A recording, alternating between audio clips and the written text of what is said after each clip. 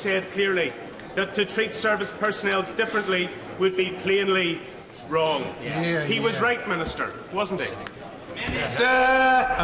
Mr. Speaker, the important thing here is that for the servicemen and women who served under Operation Banner, as we've heard repeatedly in both the urgent question last week and the Westminster Hall debate on Monday, for those servicemen and women, it felt the same no matter what. Our challenge, though, is to say that if we're going to come up with an answer which will work when it gets inevitably taken to court by the lawfare-mongers, that we have to have something which works on the basis of the different legal starting points for things that happened in the UK as opposed to things that happened abroad, but which end up at an answer which feels the same to our servicemen and women and provides the same robust protections to them no matter what.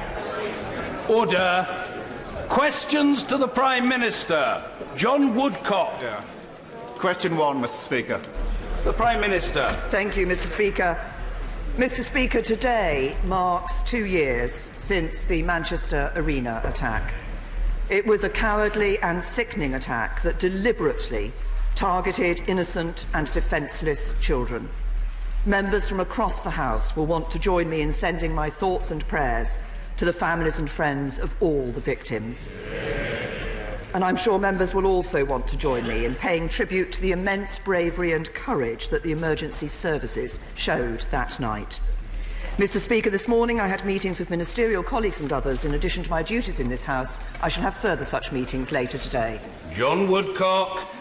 Thank you, Mr. Speaker. I know the whole House will want to associate themselves with the words she has just spoken about the Manchester attack. Now, she may not have long left, and good luck with those meetings later today, but she can act now against the return of banned chemical weapons. British experts are this morning investigating a suspected chlorine attack by al-Assad in Idlib. If it is proved, will she lead the international response against the return of this indiscriminate evil? Well, Prime Minister. The honourable gentleman is right to raise the issue of the evil of the use of chemical weapons.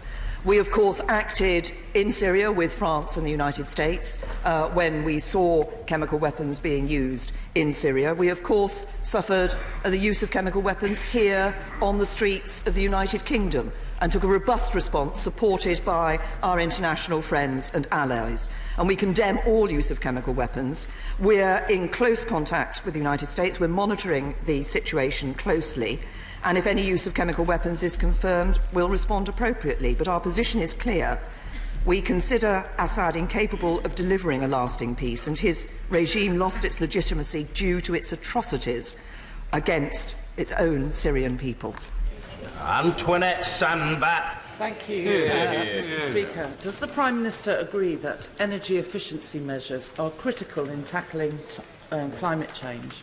Bringing every home up to an EPC C standard could save 25% of electricity generation, the equivalent of 6 Hinkley Point nuclear power stations. It could save every family £270, and it could potentially pay for itself by generating £1.27 for every pound invested in it.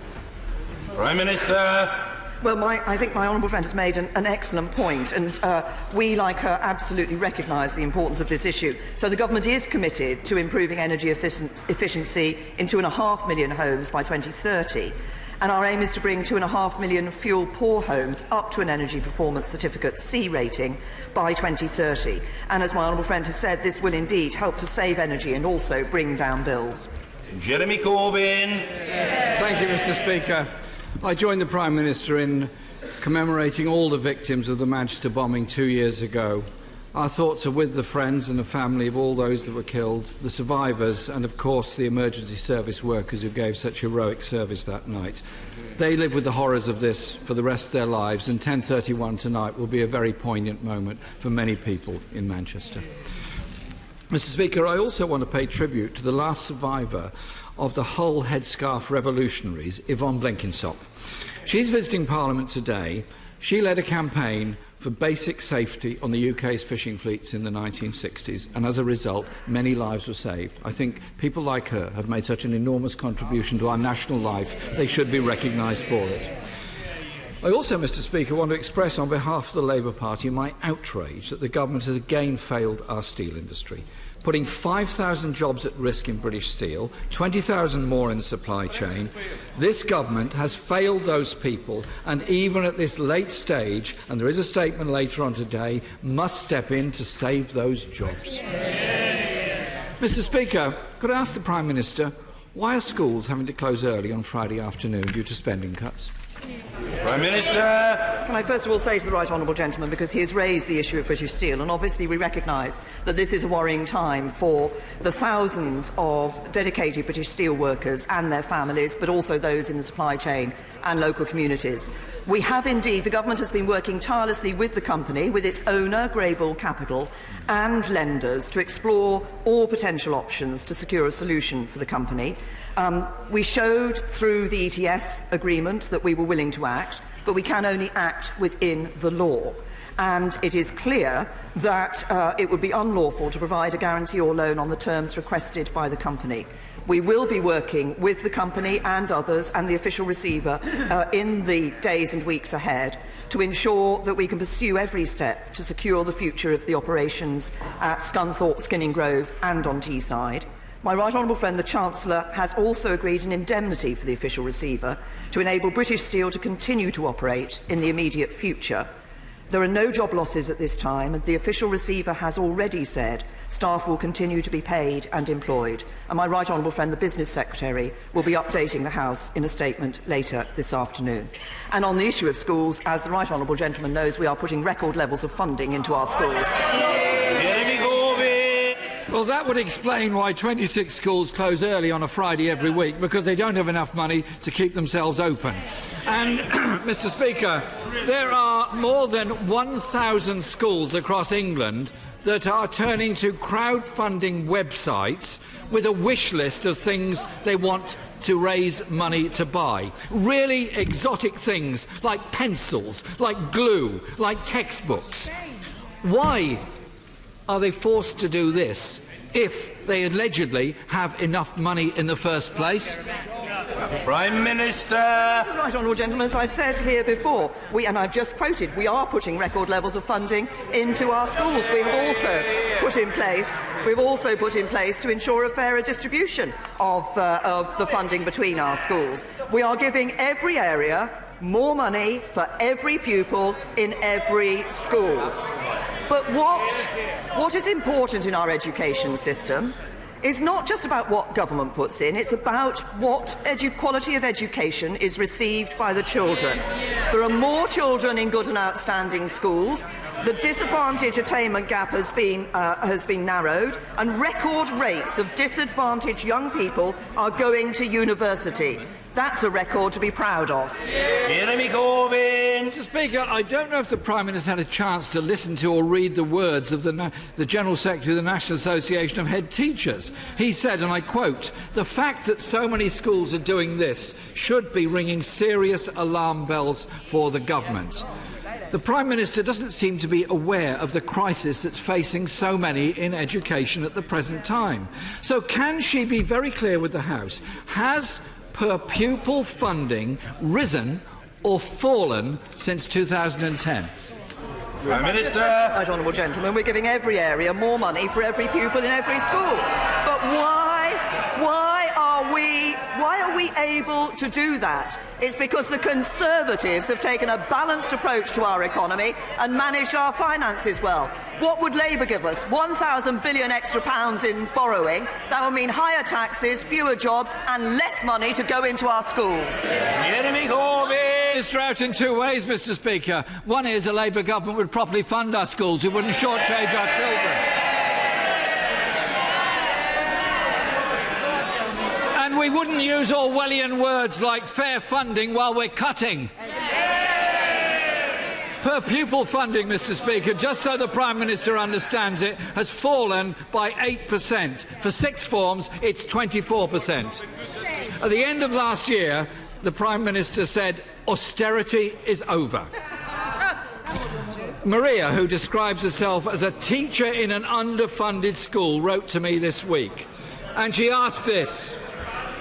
Maria is a teacher in an underfunded school. I think you need to listen to her.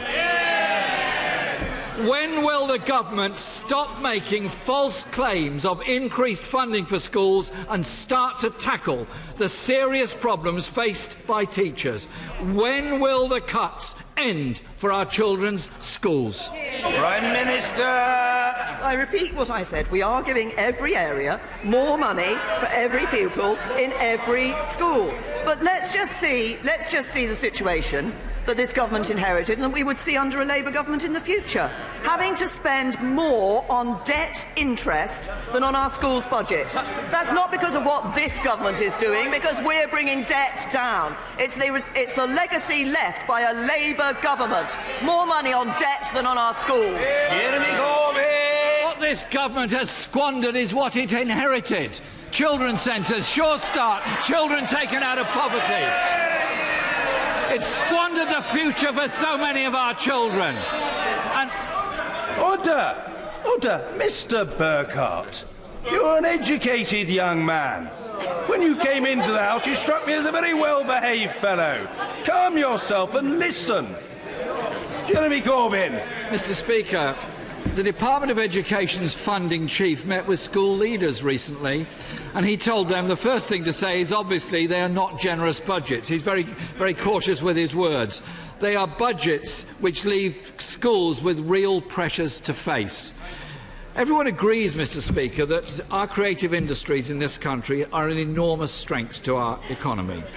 So why then have the arts borne the brunt of the government's brutal cuts to school funding? So many children losing out on music and creative art in our schools because of decisions made by central government. Prime Minister! I say to the right honourable gentleman, he started his question by claiming that this government had squandered what had been left by the last Labour government. Let's just look at what was left by the last Labour government. What? Oh, they don't want to be reminded what they left in the last time they were in government. What did the last Labour government leave? Unemployment higher than when it went into office. What did the last Labour government leave? The biggest deficit in our peacetime history. And what were we told by the departing Chief Secretary to the Treasury? Under Labour, there is no money left. Jeremy Corbyn! My question, Mr. Speaker, was actually about funding for arts and creative subjects in schools. A survey has shown that 9 out of 10 secondary schools have cut back on lesson time, staff or facilities in at least one of the creative arts subjects. Are the artists and actors of tomorrow only to come from the private schools while she continues to cut the funding for state schools? When the Prime Minister says that school funding has been protected, she's denying, Mr. Speaker, the daily experience of teachers, parents and pupils. She's denying the incontrovertible evidence of the IFS, education bodies and teaching unions. She is actually in outright denial. And when the wealth of the richest 1,000 people has increased by £50 billion in the last year alone, don't tell us the money isn't there for our children's schools. This government has cut vital public services to give tax cuts to the privileged few. Can the Prime Minister name a more damaging policy, a more short-sighted policy than cutting investment in our future, our children? Prime Minister! I say to the right honourable gentleman, the richest have paid more tax every year under the Conservatives. No, wait for it. They have paid more under every year under the Conservatives than in any year under a Labour government.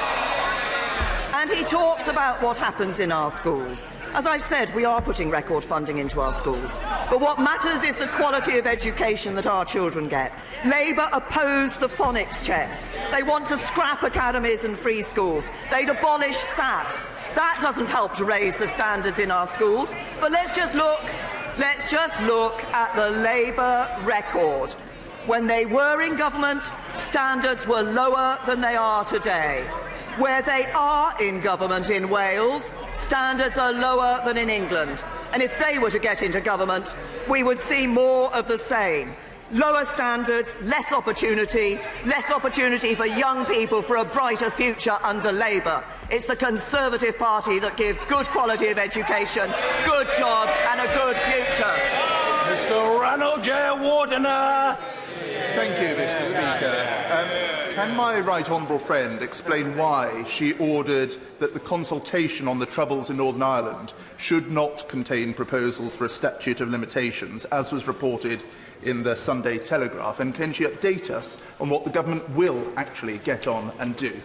Prime Minister! First of all, he shouldn't necessarily believe all the reports he reads in the newspapers, but let me be very clear on this particular issue. Around 3,500 people were killed in the Troubles. The vast majority were murdered by terrorists. The legal position is clear. Any amnesty or statute of limitations would have to apply across the board. It would apply to terrorists. I am not prepared to accept a proposal which brings in amnesties for terrorists. Ian Blackford. I associate myself with the remarks of the Prime Minister of the heinous crimes that took place 2 years ago in Manchester. We all must stand together against terrorism. Mr. Speaker, the Prime Minister's customs tariff plan has been described by the UK's former representative to the EU as the definition of insanity. Her customs union compromise already dismissed by the European Union. Isn't this new deal just a fantasy? Yeah. Prime Minister! Says the right honourable gentleman, I've set out the 10 points about the New Deal. There is an issue about customs. There is a difference of opinion in this House on the future customs arrangement with the European Union. That's why it's important that this House actually comes to a decision on that issue. Allowing the second reading of the withdrawal agreement bill will enable this House to come to a decision on that issue. It will also enable the House to come to a decision on a second referendum, which I continue to believe would not be the right route for this country to go down. We should deliver on the first referendum before suggesting anything about a second. Ian Blackford! My goodness, talk about ignoring reality. Prime Minister, look at the benches behind you. The Prime Minister is fooling no one but herself. And the truth, Mr. Speaker, is that the people of Scotland don't want her deal. Her own party doesn't want her deal. And now even the pro-Brexit Labour front bench won't support her deal. Her time is up. Tomorrow, people in Scotland have a choice. To send a message, to send pro-European, outward-looking Scottish National Party MEP MPs to Brussels to stop Brexit. Prime Minister, what party does she think the people of Scotland will choose? Prime Minister! There is only one party in Scotland guaranteeing no more referendums, and that's the Conservative Party. James Heappey! Thank you, sir. Colleagues, calm yourselves. Dignity, restraint. Let's hear Mr. Heappey. Thank you, sir. My constituent, Jackie Luxon, was 26 weeks pregnant at the time of a car crash that caused her baby to be stillborn. However, only the injuries caused to Mrs. Luxon and their older daughter were relevant when charging and subsequently sentencing the driver whose dangerous driving caused the crash. The baby, Grace, got no justice at all. And I understand from the police and stillbirth support groups that the Luxon's tragic experience is sadly far from unique.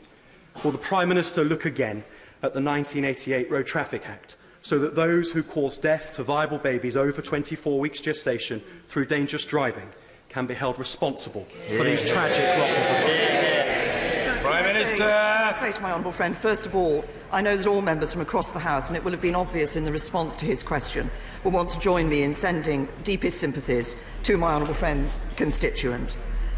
As my honourable friend will know, the courts can already and do consider harm caused to a mother or unborn child in sentencing for an offence, and I know my honourable friend has discussed changing the law on this particular issue with the Ministry of Justice.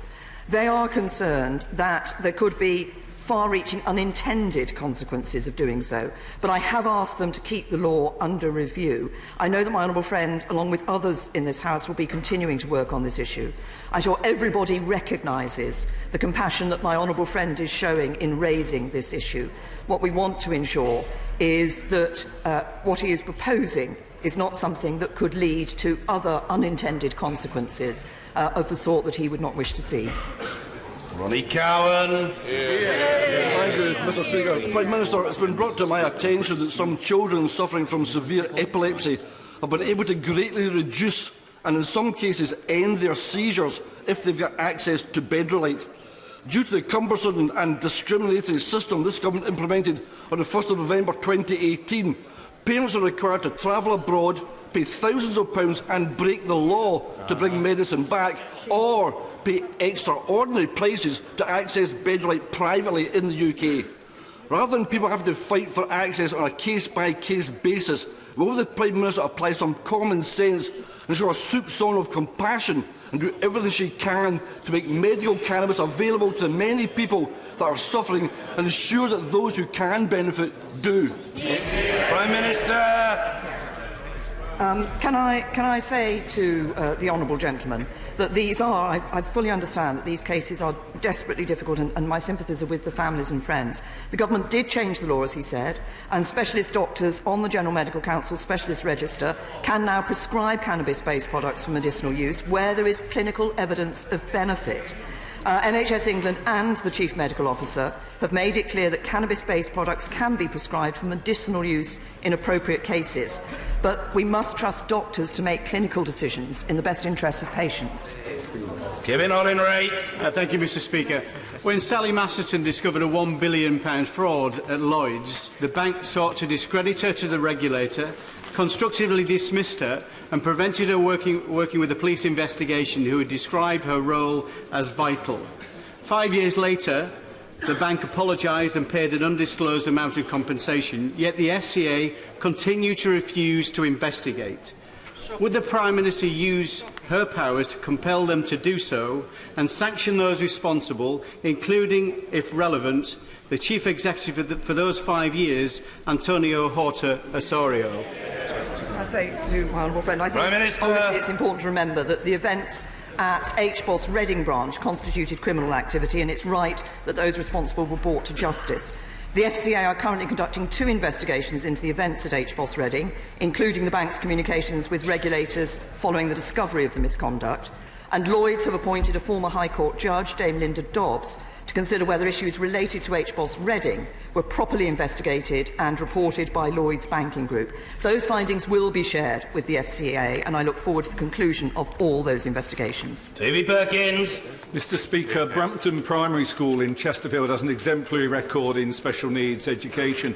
Yet under the government's funding formula, the first £6,000 of every special needs child isn't actually funded by the government, when even the Tory lead member for education in Derbyshire describes a school like Brampton as a victim of their own success. Isn't it time that the Prime Minister, in her final days, changed the funding formula and started looking after those special needs children? I say to the honourable gentleman, we have been putting more money into special educational needs.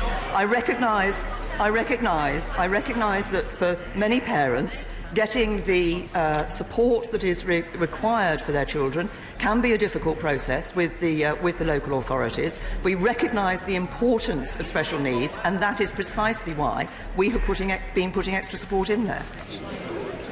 Mr. Alston-Burt. Thank you, Mr. Speaker. Could I thank the Prime Minister for the amount of British aid which flows through to the World Food Programme in Yemen, and ask if she's noted in the last 48 hours a report by its excellent Director David Beasley drawing attention to the diversion of aid and the theft of aid in Houthi-controlled areas by Houthi authorities.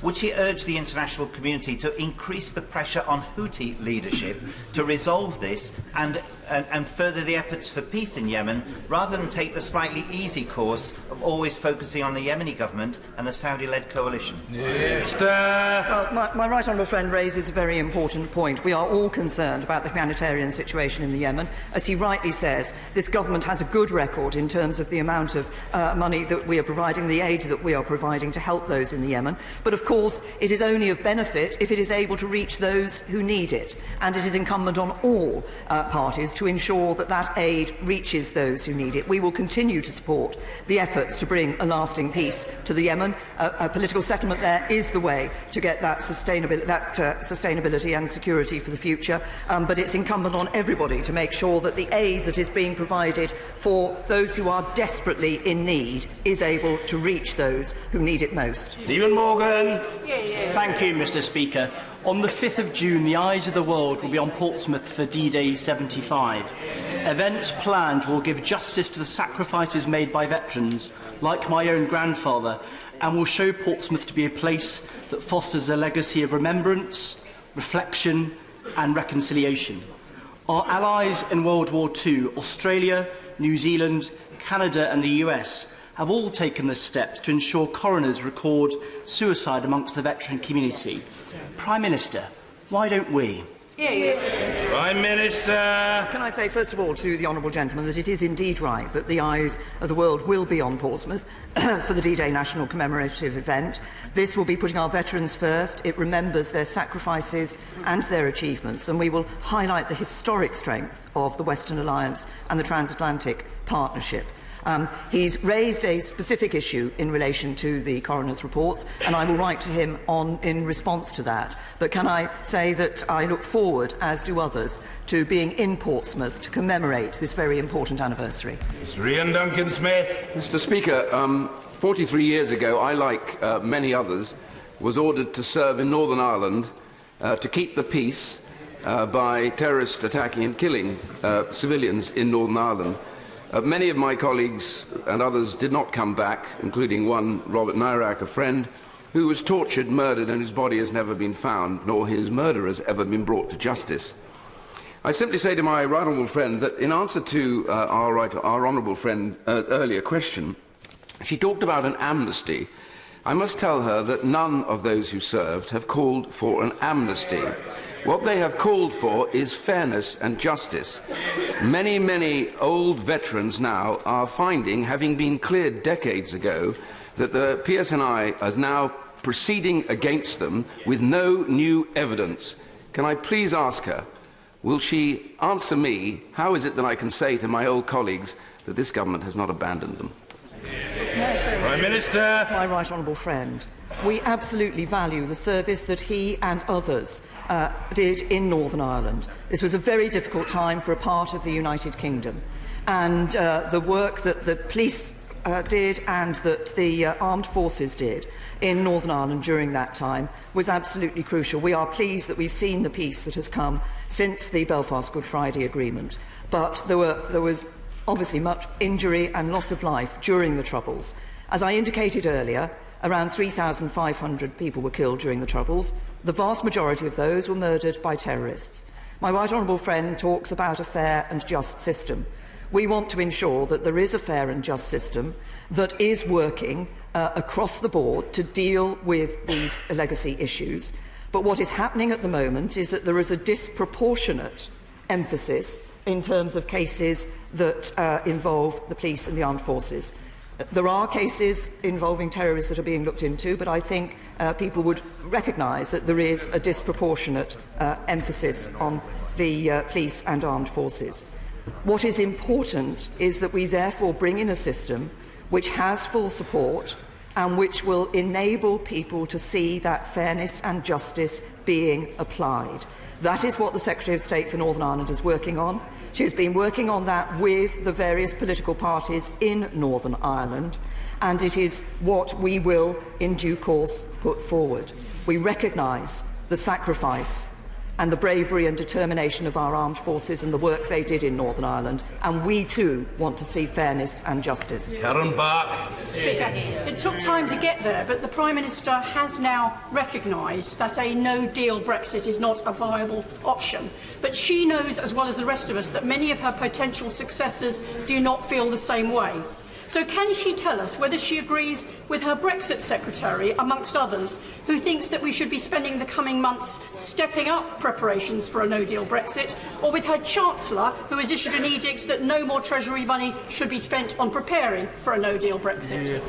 Prime Minister. As the Honourable Lady knows, there is only one way of this House ensuring that we leave the European Union without no deal, and that is to leave with a deal, and that is to support the second reading of the Withdrawal Agreement Bill and take that process through this House. But the Honourable Lady, I'm sure, also knows that the legal default position continues to be no deal. Were we to get to the 31st of October situation, I want us to leave the EU before then, but were we to get to the 31st of October position, it will be a matter for the 27, not just for this country, to determine whether there was no deal or not, and that is why it is absolutely right that the government is continuing to make preparations for no deal. Charles Walker. Thank you very much, Mr. Speaker. Mr. Speaker, like so many people in this chamber, I want to see more monies for schools, hospitals, the police and transport. Is not the best way of doing this to agree a deal that allows us to legally exit the EU, thereby unlocking 3 years of pent-up investment sitting on the sidelines, seeking certainty that the Prime Minister is trying to deliver, and this party should be trying to deliver? Prime Minister. Well, my honourable friend is absolutely right. There is pent-up investment there. There are companies who've been holding investment back until they see the Brexit deal being resolved. And it is important that we do see that deal going through this House. Supporting the Withdrawal Agreement Bill is the way to ensure that we deliver the Brexit that the people voted for, and we do it in a way that Conservatives stood on in their manifesto at the last election, and actually that the Labour Party members stood on in their manifesto at the last election. Once we are over this, once we have left the European Union, then we will be able to take advantage not only of the deal dividend, but of that increased investment and see that bright future for our country. Jeff Smith. Mr. Speaker, as a Manchester MP, can I thank the Prime Minister and the Leader of the Opposition for their words of remembrance for the victims of the terrorist attack in our city 2 years ago.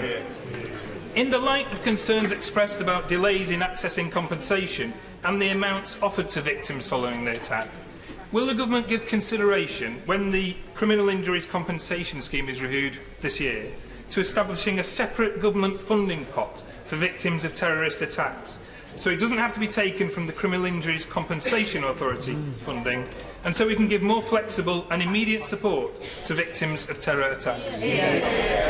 Prime Minister. Yes. Well, the honourable gentleman has raised a very important point, and I recognise the force with which he's raised that and concern he has for those who were the victims of that terrible attack. And of course, sadly, in this country, we have seen too many people being victims of terrorist attacks. The Lord Chancellor has indicated that the Ministry of Justice is reviewing this situation. He has heard the specific proposal that the honourable gentleman has put forward, and I'm sure we'll take that into account in that review. Maria Caulfield. Thank you, Mr. Speaker. Returning to Northern Ireland, it's now 2.5 years that there's been no devolved government in Northern Ireland, and every week on the Northern Ireland Affairs Select Committee we hear about the impact of this on ordinary people, whether it's on quality issues, whether it's funding for the PSNI, whether it's a pay rise for teachers who are paid 6% less than there are teachers in the rest of the United Kingdom. Northern Ireland is being left behind. Will the Prime Minister do all she can to restore devolution before the end of the year? Prime Minister. Can I give my honourable friend that reassurance? I am as keen as she is to ensure that we see the restoration of devolution in Northern Ireland. I believe that recently all the parties have come together with talks with the Secretary of State and as appropriate, the Irish Government, and are ensuring that those talks are continuing. Obviously, there are issues that need to be addressed, concerns from the political parties on different issues. Those need to be overcome such that we can see devolution restored, because, as my honourable friend says, this is a matter for the people of Northern Ireland, and to ensure they have a devolved government that can ensure that good governance in Northern Ireland. Eddisbury. Thank you, Mr. Speaker. On 2 previous occasions, I've asked the Prime Minister to do more to support the victims of the leasehold scandal. Now that she's about to move house any time soon, will the PM give that a little more focus and urgently address this issue and give leaseholders justice? Prime Minister. Honourable gentlemen, we have been listening to those who've raised concerns about this particular issue. Last year, of course, my right honourable friend, the Housing Secretary, announced no new government funding scheme will be used to support the unjustified use of leasehold for new houses.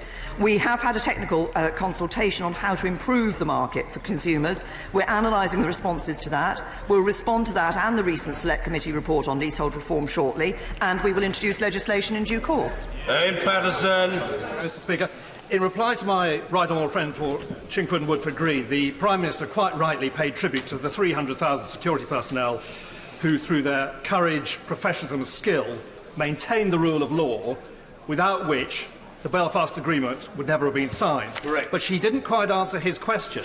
None of those people who served defending the rule of law want a blanket amnesty.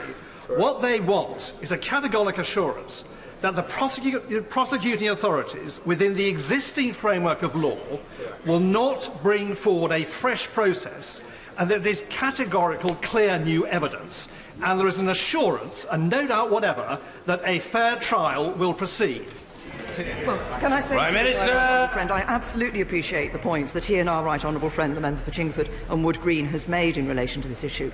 The problem we face in Northern Ireland is that there have been a number of processes which have been aiming to deal with these issues and justice in relation to these deaths during the Troubles.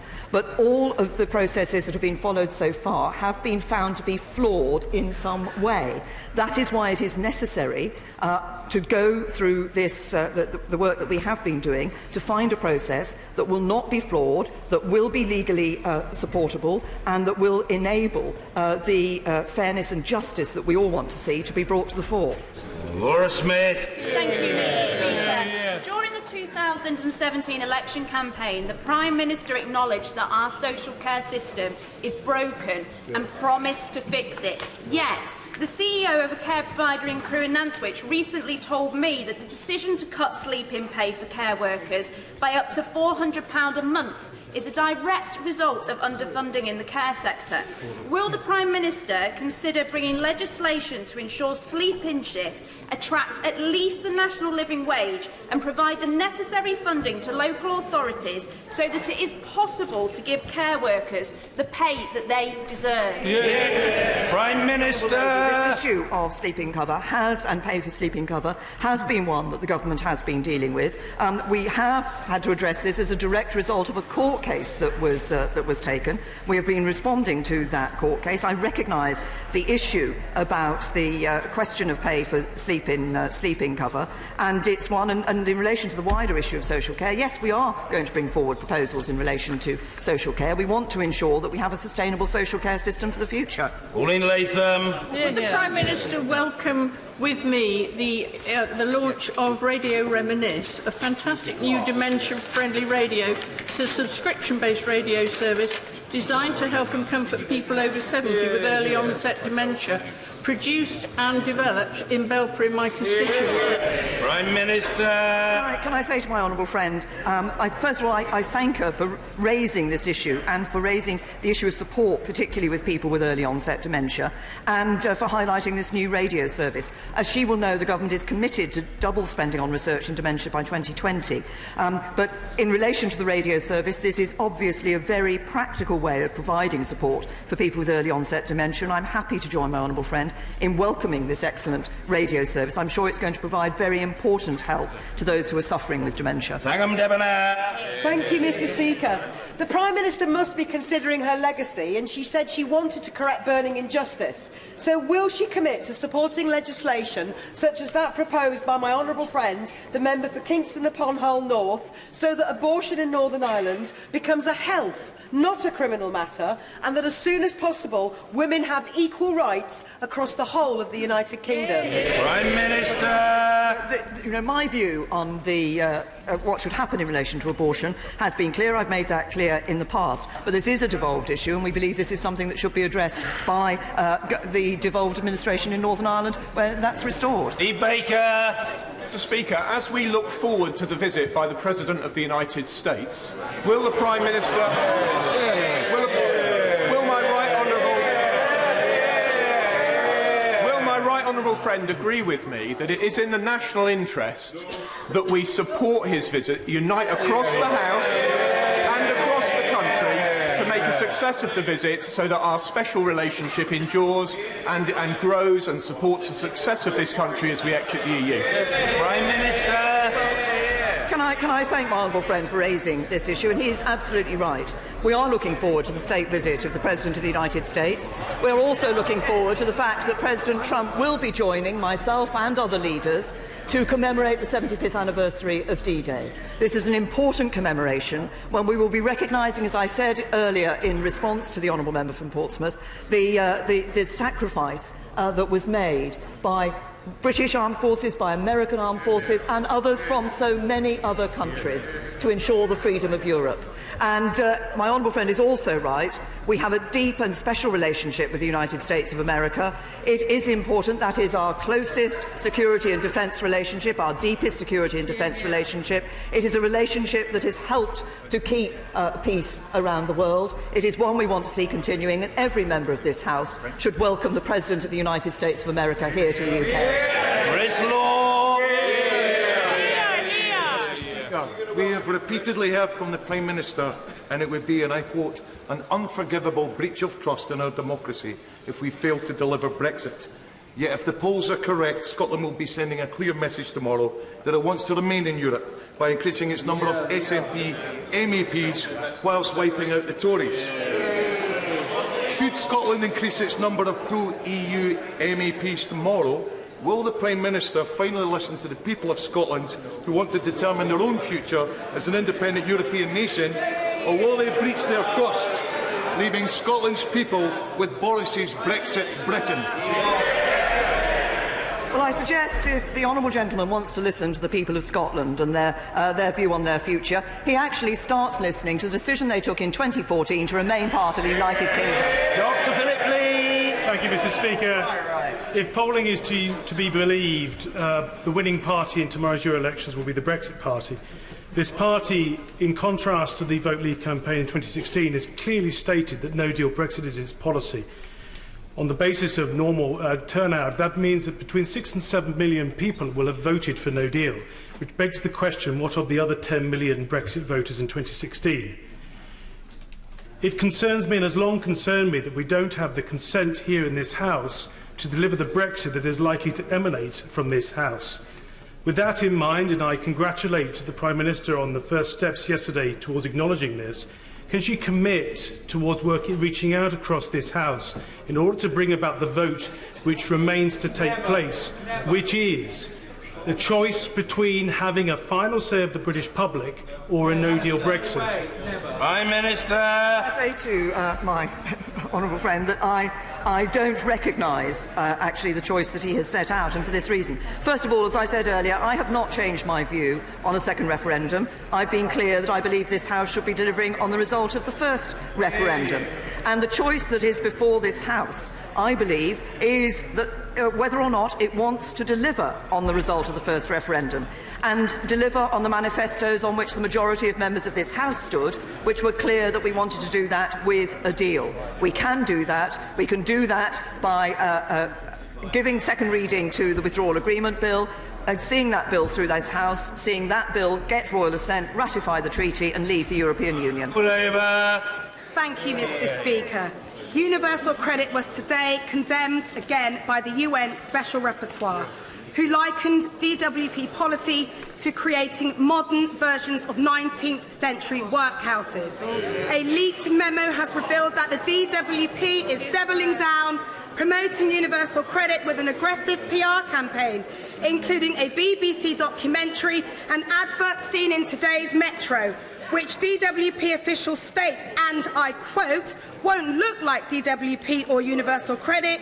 You won't see our branding, and this is deliberate. Prime Minister, how is it right that the DWP is spending hundreds and thousands of pounds on misleading adverts that promote a cruel policy, which is driving my constituents into debt, despair and destitution?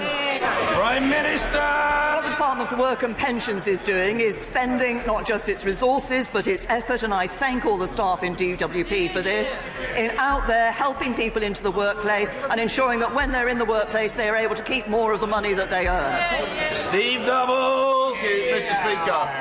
2 years ago, the Prime Minister visited the fishing village of Mevagissey. I'm sure she remembers it because she bought me some chips for lunch. The people of Mevagissey now face losing their only GP surgery because the remaining doctor there has given notice to hand back the contract to the NHS. I'm sure the Prime Minister will agree with me that it is vital that these rural coastal communities retain their primary care services. So what more can the government do to attract GPs to rural and coastal communities, and will she use her offices to ensure everything possible is done to make sure Mevagissey keeps its GP service? Well, can I thank my honourable friend for reminding me of the visit to the beautiful Mevagissey, and also reminding him about the very good chips that I think he and I both shared on that occasion. He's absolutely right. He's absolutely right about the importance of GPs to local communities, and I recognise the concerns that there are in Mevagissey on this issue. What we are doing is giving additional incentives to attract GP trainees into areas that are previously hard to recruit areas, such as rural and coastal communities. But I'm sure that a minister from the Department of Health and Social Care will be happy to meet my honourable friend to discuss this particular issue. Thank you, Mr. Speaker. For over 2 years now, the victims and survivors of historical institutional abuse in Northern Ireland have been waiting for justice and compensation following the independent report of Mr. Justice Hart, or ex-Justice Hart. The fact of the matter is many of them are dying without seeing the compensation come through. The NIO's policy of refusing to do anything in Northern Ireland, even when it has cross-community and cross-party support, has now come to the culmination of victims of abuse dying without seeing justice. This has got to stop. Will the Prime Minister intervene and make sure that action is taken to get immediate action for these victims? Well, can I say to the Prime Minister, I fully appreciate the extent of concern that there is about this issue. Of course, we also have our independent inquiry into child sexual abuse here in England and Wales, and I recognise that the impact on all those who have been victims of this sort of abuse, we call it historical. The investigation is referred to as historical investigation. For those who have been victims, it is not historical. It rests with them for the rest of their life. I recognise the concern about the issue that he has raised. Obviously, if the Northern Ireland Executive were in place, this would be a matter that the Northern Ireland Executive would be addressing. My right honourable friend, the Secretary of State for Northern Ireland, has been looking at this issue, and I will help discuss with her what response can be given on what I recognise is a matter of deep concern to many people in Northern Ireland. Mark Francois. Thank you, Mr. Speaker. I have a question to the Prime Minister from a Northern Ireland veteran. He is Royal Marine David Griffin, a Dublin-born Irish Catholic who joined the British Army, transferred to the Royal Marines. In 1972 in Belfast, he killed an IRA gunman who was about to assassinate one of his comrades at a guard post. 47 years later, he is now being investigated by the PSNI. He is watching these proceedings now, Prime Minister, from his home at the Royal Hospital in Chelsea. He asked me to ask you this. I served my Queen and country in uniform for over 20 years, and I was commended for my service in Northern Ireland. Acting under the lawful orders of my officer commanding, I killed a terrorist who was about to murder one of my comrades, and yet I am being investigated as if I were a criminal. The IRA have letters of comfort. We don't. Why, Prime Minister, are you pandering to Sinn Féin IRA while throwing veterans like me to the wolves? What is your answer, Prime Minister, to this Chelsea pensioner and all the veterans he represents? Prime Minister. Can I say to my honourable friend, he has put his case and that of the veteran he's represented, a Chelsea pensioner, and we thank that individual, as we do all those who served in Northern Ireland, for their bravery and the determination with which they acted in Northern Ireland, which, as my right honourable friend earlier said, former Northern Ireland Secretary said, enabled the peace that we see today in Northern Ireland to take place. It is not the case that the terrorists have an amnesty currently. If there is evidence of... No, if there is, it has been made very clear that evidence of criminal activity will be investigated and people should be brought to justice. What I want to ensure... What I want to ensure is that we do have a fair and just system. At the moment, I do not believe the system is operating fairly. I don't want to see a system where there is an amnesty for terrorists. I want to see a system where investigations can take place in a lawful manner, where the results of those investigations can be upheld and will not be reopened in the future.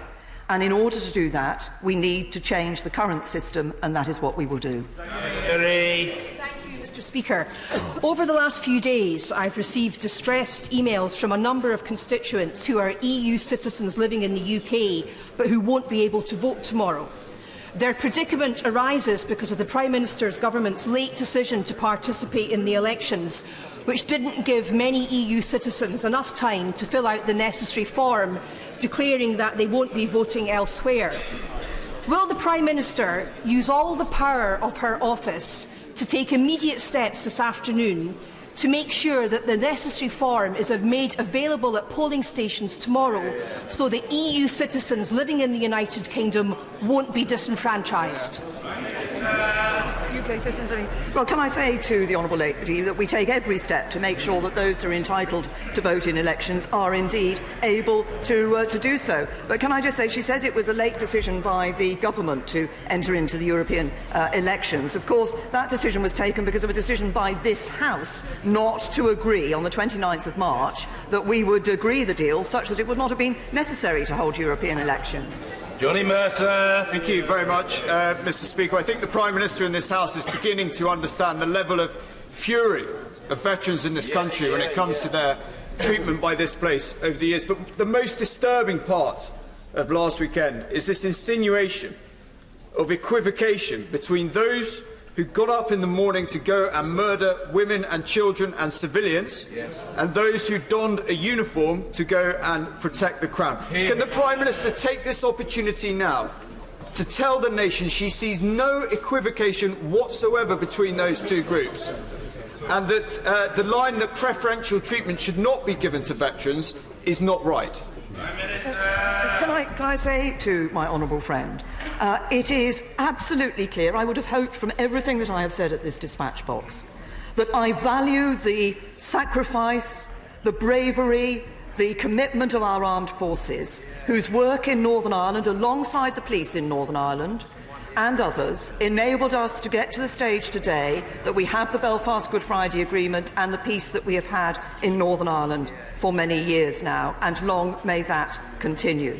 There is no question of equating that bravery and that sacrifice with the acts of terrorists. But what I would also say to my honourable friend is that what he is, I think, from implication of his question, urging me to do is to put into place a system which would equate terrorists with members of the armed forces. Any statute of limitations, any amnesty that is put into place would, as a matter of law, have to apply across the board. I do not want to see, and I will not see, an amnesty for the terrorists. Nick Deakin. Thank you, Mr. Speaker. Can I thank the Prime Minister for recognising the impact on steelworkers and their families of the devastating news that British Steel has gone into liquidation, and also thank her for recognising the high quality of work that they do on Teesside, Skinning Grove and indeed in Scunthorpe in my constituency. Will she meet with MPs cross-party affected by this, and so that we can look together about how best to make sure this great industry moves forward in the future, serving this country? Well, can I say to the honourable gentleman, as I said earlier, I recognise this is a worrying time for his constituents and others, and the government has been looking actively at what we can do. As I say, we've given the support we did through the ETS agreement, but haven't been able lawfully to give the further support that was requested. But I'll certainly meet with him and a group of MPs to consider this issue. This is about one company owned by Grey Bull Capital, but obviously we have taken steps in the past to ensure that we continue to have a steel industry in the United Kingdom, and we will want to look at that wider issue. Order. Just before we come to the statement by the Prime Minister, I think it is fitting, colleagues, for me to refer again to something that was mentioned at the start of questions to the Prime Minister today by the Leader of the Opposition. 3 trawlers set out from Hull during January and February of 1968 and never returned, leading to the loss of 58 lives. Yvonne Marie Blenkinsop is the last surviving member of a group of women from Hull who became known following that tragedy as the Headscarf Revolutionaries. The women campaigned for better protection for their husbands, fathers, brothers and sons. Through their actions, countless lives have been saved. I am reliably informed that Yvonne Marie Blenkinsop is with us today observing our proceedings. We salute her and her fellow women, and we extend the warmest welcome to her to the House of Commons.